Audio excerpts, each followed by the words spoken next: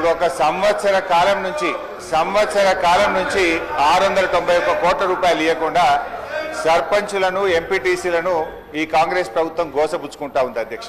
వాళ్ళు మిత్తిలు కట్టలేక అప్పులు కట్టలేక ఇవాళ చాలా బాధల్లో ఉన్నారు అధ్యక్ష. సర్పంచ్ల పెండింగ్ బిల్లులకు సంబంధించి హరీష్ రావు గారు మాట్లాడడం జరిగింది సార్.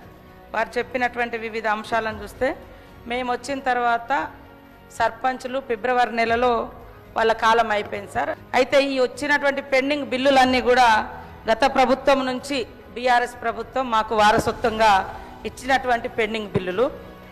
అయితే ఇవి లాస్ట్ ఏదో 1-2 ఇయర్స్ నుంచి కాదు సార్, 2014 నుంచి కూడా ఇట్లనే వస్తూ వచ్చింది. పెండింగ్ బిల్స్ నా దగ్గర ఉన్నాయి, కావాలంటే వాళ్ళకి ఆ స్టేట్మెంట్స్ కూడా ఇవ్వడం జరుగుతుంది అధ్యక్ష.